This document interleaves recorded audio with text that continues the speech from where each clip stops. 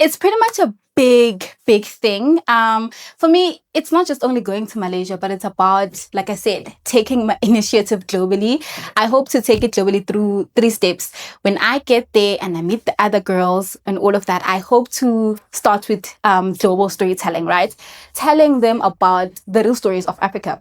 As someone who has studied history even through university, I've learned that other countries don't know the real Africa. They just know the Africa of America, the other Africa. So I am prioritizing global storytelling.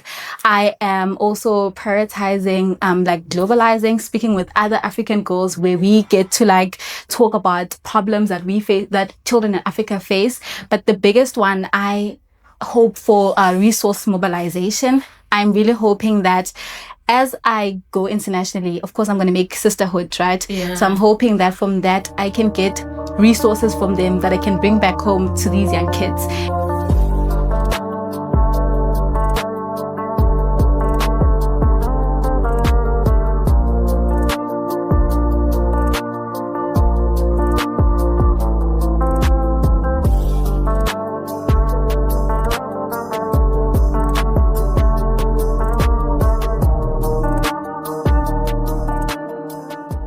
Hi guys, welcome to the KJ Real Talk.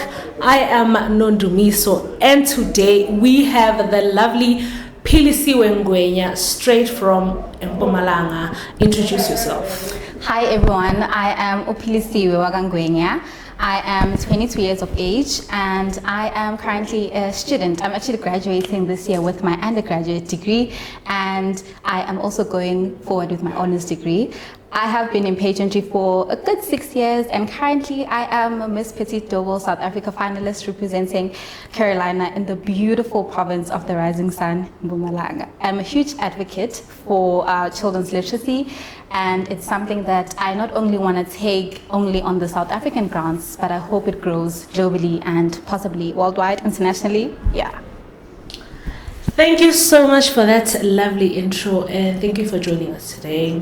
So, more than anything, our show really talks about a lot of hobbies that people take into their lives and make them a career. So, more than anything, I would like to know more about yourself, more about your goals, and more about what you do in this pageantry. So when I first started with pageants, right, my whole idea was I wanted to be a queen that leads through education. I'm very passionate about education. I'm where I am today because of education, and I think my passion for education shows through how I want to be a lecturer. So I'm studying towards being a lecturer because I love education. So honestly speaking, for me, pageantry was not really starting as just a hobby that I just want to be a model, I want to look pretty and all of that, but I found that this is going to be the perfect platform for me to mobilize people, to get my voice out there. Because I tried just speaking to people about this issue, trying to get people to donate books and all of that.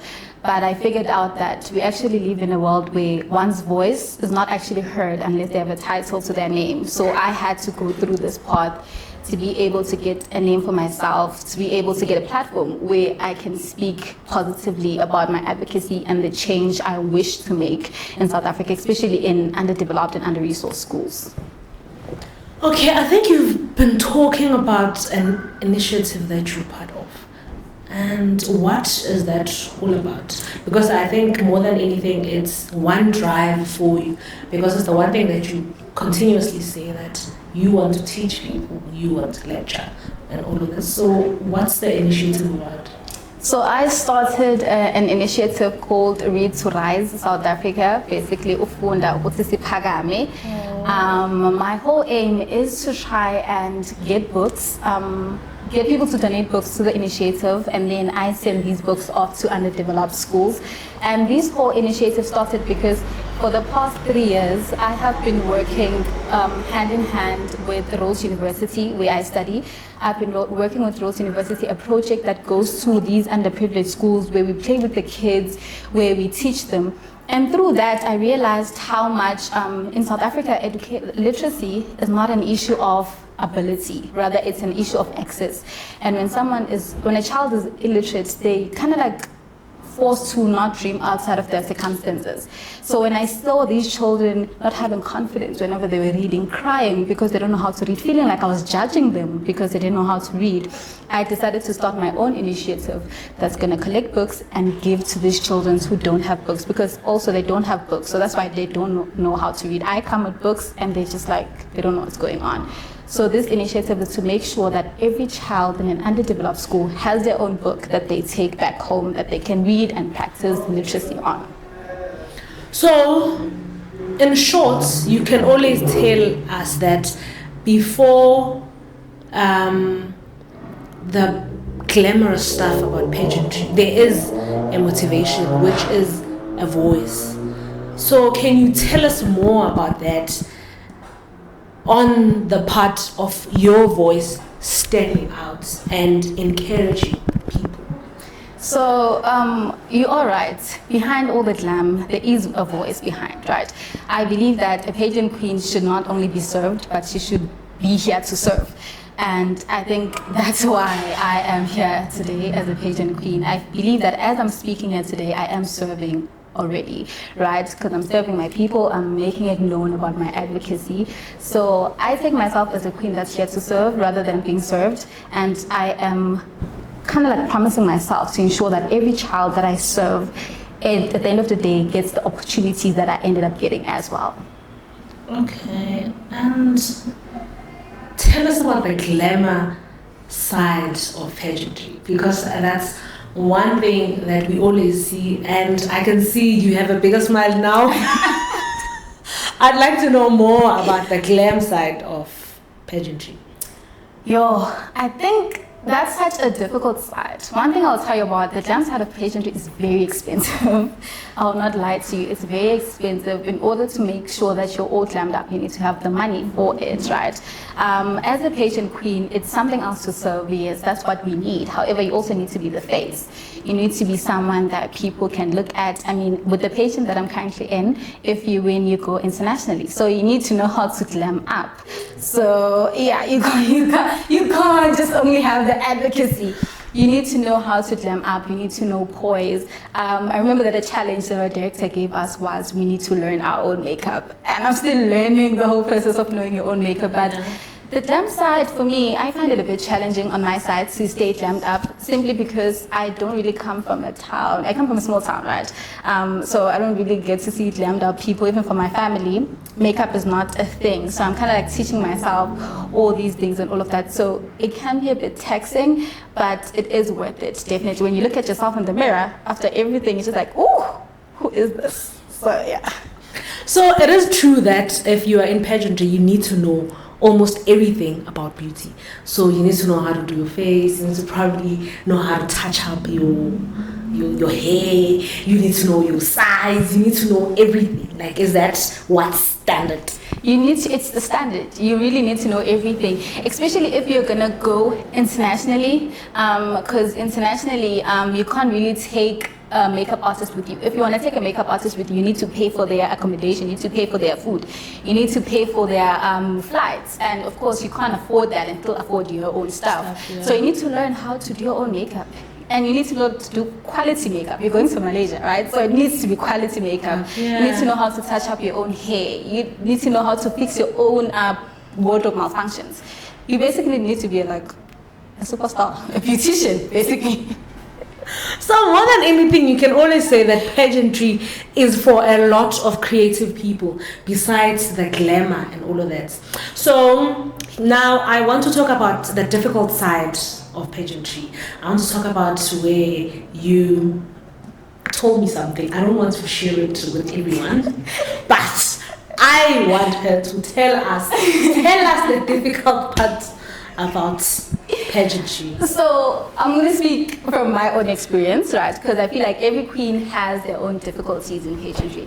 What I have found to be really difficult in pageantry is staying in a pageant.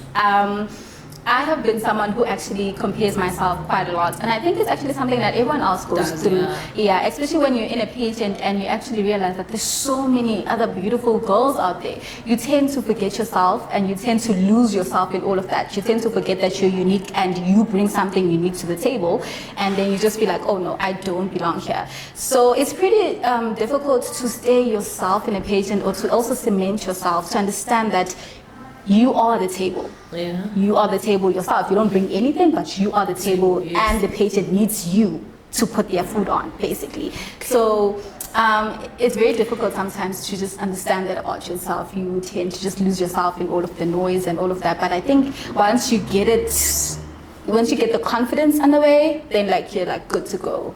Another question: how long did it take you to not pull out? I want to the dirty parts. You know, it took me, oh my God, like I don't even want to lie. Okay, let me be honest now. I made my, so my brother volunteered to pay for my sponsorship fee. Yeah. And now one thing about me, there's one person I hate disappointing in my life, and that's my brother. So he paid. Now I was just like, yo, now I'm stuck here. Now I can't do anything. I'm stuck here. And I'm glad that he paid, because now I'm here. And through that phase of feeling like, yo, I can't do anything about it, now I have to continue with the pageant, I sat down with myself and I spoke to myself and I developed that confidence. I told myself that I am the table. And if I have to bring something to the table, I bring nothing but greatness to the table. Yeah. And no girl compares to me. Yes, they are good, but they don't compare to me. Yes. So I told myself, I started teaching myself, I started affirming in myself every day, building that confidence. And now, sitting here, I don't even think about leaving this pageant. I'm just like, I know they need me. Yeah. They need me just as much as I need them. I know I'm the star. I know I'm winning. And I think, yeah, it didn't really take me anything, but it just took me getting my brother to pay, and I didn't want to disappoint him. So, yeah. So we can say, big brother, you did everything. Okay, what else about pageantry would you like to inform other people who might be interested? Because you know, everyone, a crash, and all that. From Miss Primary to Miss what? What's one advice that you can give to all these beautiful young girls who look up to you, especially the ones that you help from your initiative? I definitely tell them to go for it. You know, I think go for it is such an advice that everyone says. So it's just like, oh, okay, go for it. Okay, you're saying that again, like go for it. But I mean it as someone who also struggled with confidence. I mean it as someone who also comes from an underprivileged or under-resourced school. Yeah. I also mean it as someone who comes from a small town, an under-resourced town, a town that doesn't have anything. And I see from my town that I find that normally girls from my town are normally shy to enter pageants because they feel like, yo, last week I called Natina. Yeah, we can't really be doing pageants. Yeah. That's why I'm saying go for it, irrespective of where you come from. Go for it, irrespective of who you are, irrespective of what you have. I didn't enter pageantry with everything that I have. I had to learn all of this stuff. I never even put on lipstick. I had to learn all of that. So just go for it with nothing, and you will learn everything in there. The pageant itself, the journey grows you as a person. It molds you into what it wants you to be. You don't have to come in perfect. It will mold you naturally. So I think what's hard is you telling yourself not to try and be perfect more than anything. Okay. Miss Petition Petite Global South Africa. Is that for like... So it on the small side? Is for shorter women. It doesn't matter your weight, your body size, your bra size, or whatever size you wear, but it's about height. So the height limit is I think like 1.62 meters. The whole thing is they were trying to accommodate women, shorter women pageantry. I think you guys know that pageants are for taller women. Yeah, there's like so petite is not in this. Not in this context. So petite is not. Oh, okay. It can be, Okay. but in this context, it's Short. Yeah. Okay, I get it. I was like petite. Okay, like she does not look petite. Okay, no problem. Lastly, tell us about where you are going We want to know, we want to join you and gladly document your journey. So, if I win, which is I will win. Thank you. When I win, I get to represent South Africa in Malaysia this May of 2026.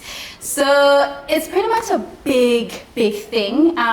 For me, it's not just only going to Malaysia, but it's about, like I said, taking my initiative globally. Yeah. I hope to take it globally through 3 steps. When I get there and I meet the other girls and all of that, I hope to start with global storytelling, right?